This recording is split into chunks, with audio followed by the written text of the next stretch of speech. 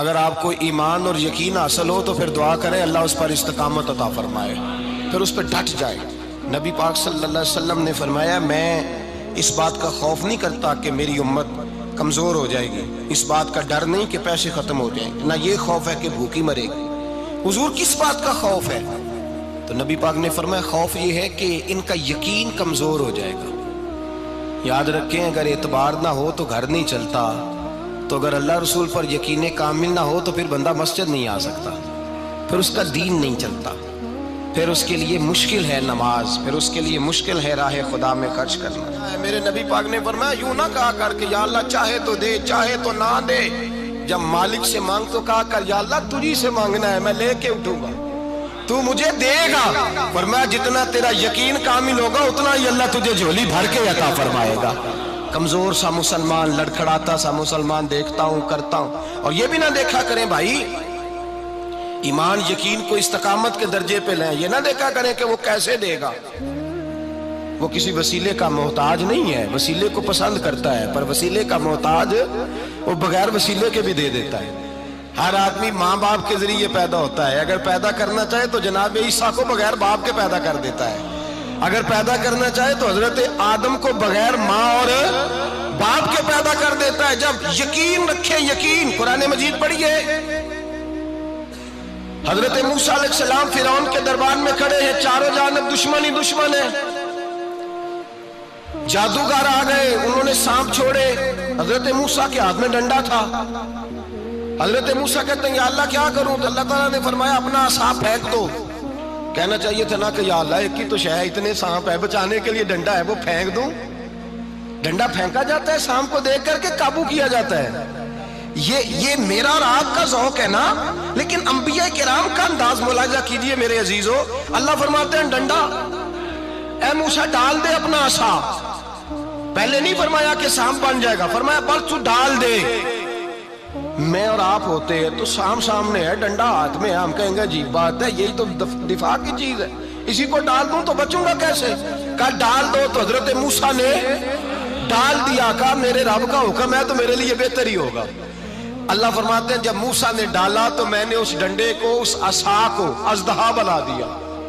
اب کبھی عصا بھی اژدہا بنے، کبھی چھڑی بھی بہت بڑا اژدہا بنی ہے، لیکن قرآن کہتا ہے جناب موسیٰ نے ڈالا تو اللہ نے اژدہا، بلکہ اس سے پیچھے چلیے، عورتیں کمزور یقین کی ہوتی ہیں نا، جناب موسیٰ پیدا ہوئے تو اللہ فرماتے ہیں میں نے موسیٰ کی ماں کے دل میں بات ڈالی، ماں کے دل میں صندوق میں ڈال کے تو اس کو دریا میں بہا دے۔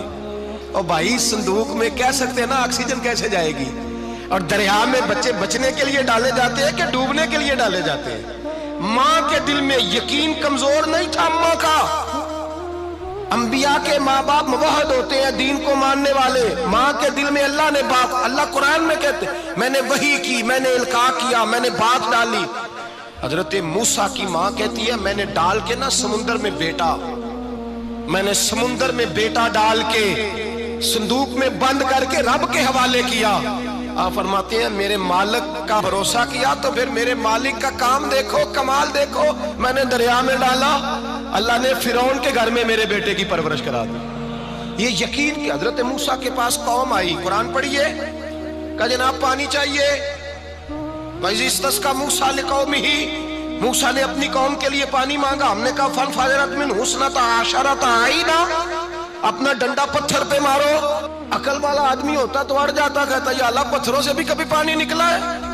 اضرب بعصاک الحجر، مارو پتھر پہ ڈنڈا۔ اللہ کے نبی نے منٹ نہیں لگایا، ٹھا کر کے ڈنڈا لگایا، فَانْفَجَرَتْ مِنْهُ اثْنَتَا عَشَرَةَ عَيْنًا۔ اللہ فرماتے ہیں جناب موسیٰ نے ایک عصا مارا، میں نے 12 چشمے جاری کر دیے۔ تو لے تو اللہ کرتا ہے، اللہ کہتا ہے پڑھ نماز روزی دوں گا، کہتا ہے سوچتا ہوں۔ اللہ فرماتا ہے آجا مسجد میں تیرا ہو جاؤں گا، کہتا ہے دیکھتا ہوں۔ رب فرماتا ہے تو میرے محبوب کی غلامی کر، میں تجھے محبوب بنا لوں گا۔ تو کہتا ہے تھوڑا بڑا ہو کے داڑھی رکھنی ہے، ابھی سیانا ہو کے میں ذرا سرٹیفکیٹ لے لوں اسرائیل سے کہ کتنے سالوں کے بعد آئیں گے، پھر شروع کروں گا۔ پروگرام بنا رہا ہے، ابھی تو ارادے میں ہے۔ اللہ کے پیغمبر کا ڈنڈا، اور اس سے زیادہ آگے بات ہو گئی، پیچھے فوج لگی ہوئی ہے فرعون کی، مجمع ہے، ہزاروں لاکھوں کا لشکر لے کے، تلواریں نیزے، فرعون پیچھے، آگے دریا آ گیا۔ حضرت موسیٰ علیہ السلام کھڑے ہیں، اب کدھر جائیں؟ اللہ پاک نے فرمایا مارو ڈنڈا۔ کہاں؟ پانی پہ ڈنڈا مارو۔ اب حضرت موسیٰ علیہ السلام پانی پہ ڈنڈا مارے تو پانی ابھرے گا، اس سے زیادہ کیا ہوگا؟ پہلے پتھر پہ ڈنڈا مروایا تو پانی نکلا، اب پانی پہ ڈنڈا مروایا فَإِذْ فَرَقْنَا بِكُمُ الْبَحْرَ فَأَنْجَيْنَاكُمْ وَأَغْرَقْنَا آلَ فِرْعَوْنَ۔ اللہ فرماتے ہیں موسیٰ نے پانی پہ ڈنڈا مارا تو میں نے پانی میں رستے بنا دیے۔ ایک جگہ ڈنڈا مارا تو پانی نکل آیا، دوسری جگہ عصا مارا تو پانی خشک ہو گیا، 12 چشمے بن گئے، 12 رستے بن گئے دریا میں سے۔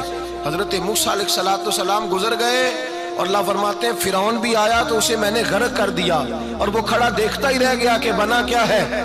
جب یقین کامل نصیب ہوتا ہے، اعتماد کی دولت اللہ دیتا ہے، جب انسان کو یہ انشراح صدر ہو جاتا ہے کہ میری نجات خدا کے حکم میں ہے اور رسول اللہ کے قدموں میں ہے، جب اسے یہ انشراح حاصل ہوتا ہے تو پھر نماز کا لطف آتا ہے۔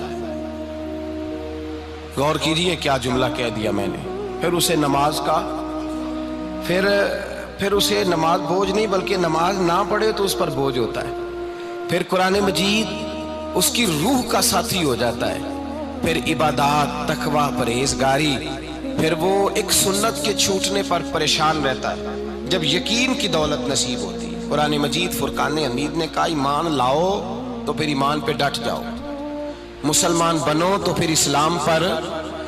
پھر یہ جو کمزوری ہے نا، یہ دیکھتے ہیں، کرتے ہیں، چلتے ہیں، ابھی کل، ابھی پرسوں، بہانے، ہیلے، ابھی میں نماز شروع کرتا ہوں، دیکھتا ہوں لا الہ الا اللہ محمد الرسول اللہ صلی اللہ علیہ۔ جب کسی نے کلمہ پڑھا تو اس پر پورا دین ضروری ہے، پورا۔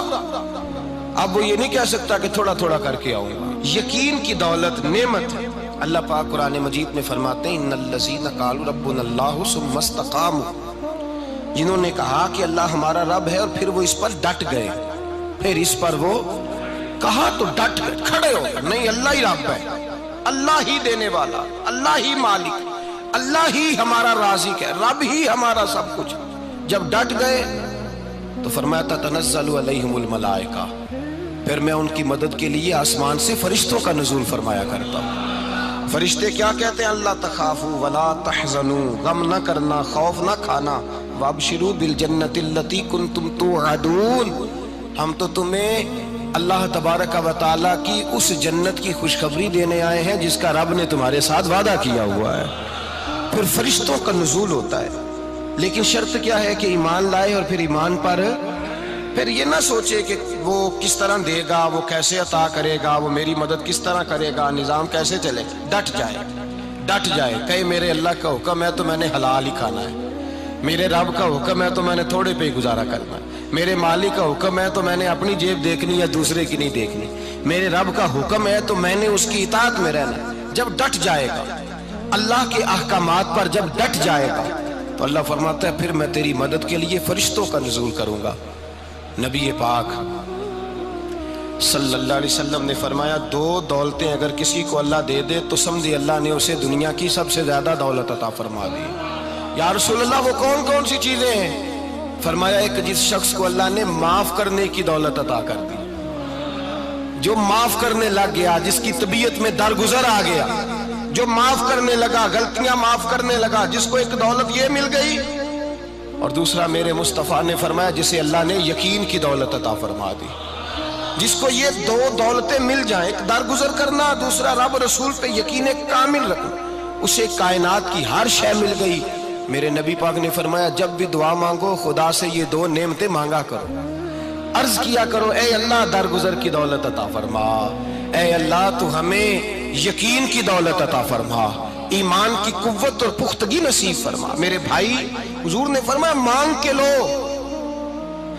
کمزور ایمان والا شخص کسی کام کا نہیں ہوتا۔ جس آدمی کے ذہن میں شک کا بیج ایک دفعہ جنم لیتا ہے وہ آدمی تو غلام سے بدتر ہے۔ بے کیف سجدہ، روٹھی روٹھی سی عبادت، اس کی زندگی کیفیات سے خالی ہے۔ جس شخص کو پتہ چل جائے نا لوگ میرے مخالف ہیں، اس کا تو سجن رہتا ہی کوئی نہیں۔